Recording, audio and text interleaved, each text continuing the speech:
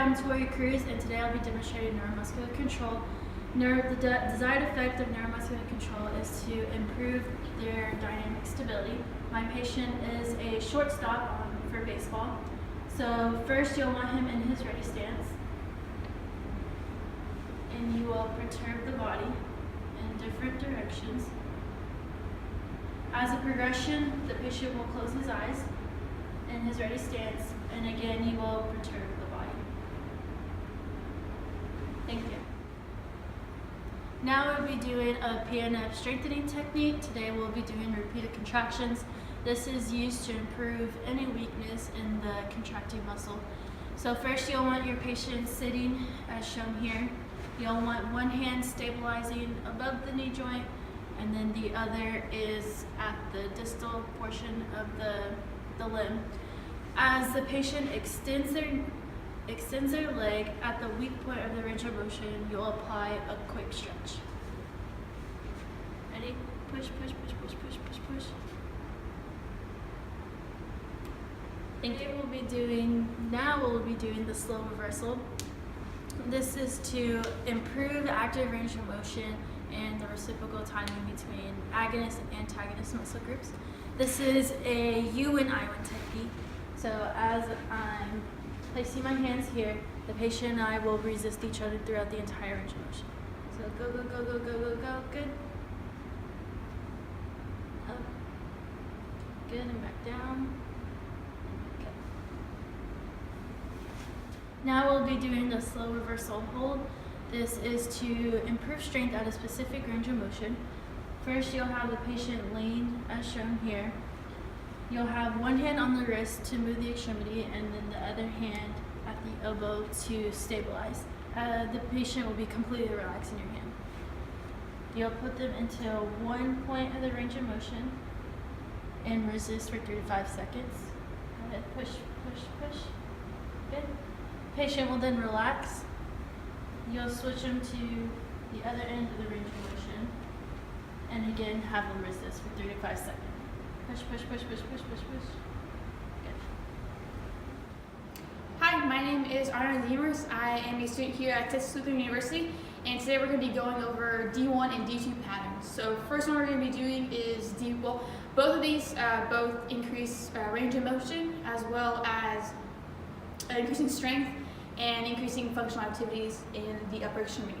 So D1, first you'll have your patient basically lie onto the table, and then you'll have their arms fully radial deviated down here.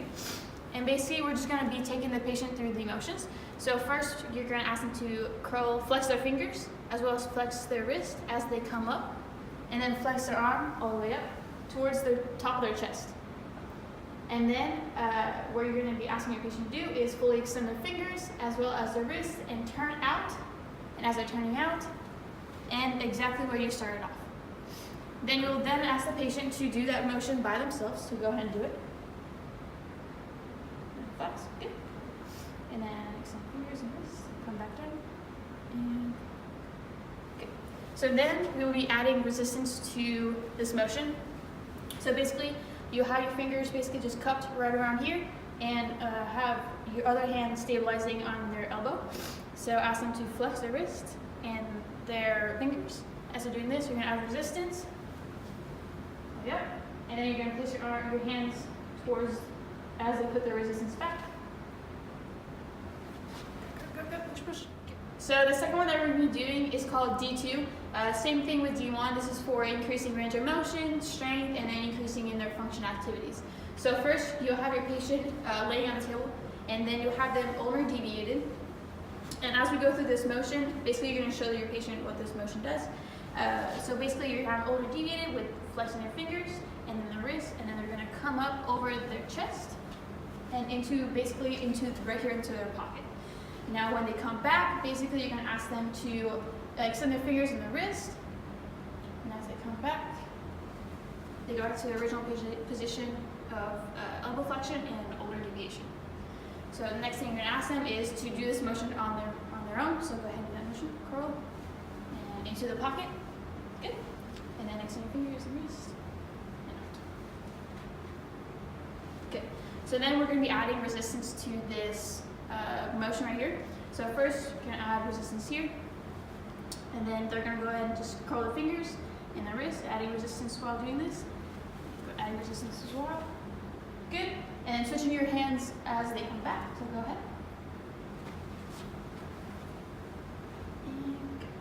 So the next one that we're going to be showing is how to improve balance and posture. So basically the reason why you do this is for any kind of like alter orthokinematics, improving neuromuscular control, as well as improving the joint receptor feedback after an injury. So one example we have is the single leg balance. So first you'll have your patient approximately 7-8 feet apart from you. And basically you'll just be throwing a ball, and they'll be doing a single leg balance while that, and just catching the ball and then just kind of throwing it back to you.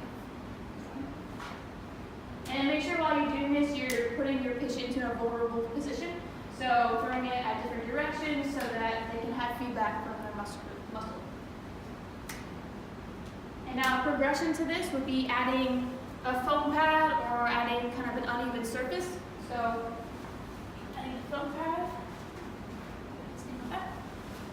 This just gives the patient, just when they improve from being on an even surface to an uneven surface, and just puts them in a more vulnerable and joint receptor feedback as well. So same thing, you'll have your patient stand on the foam and basically throw them at different directions to improve their joint receptor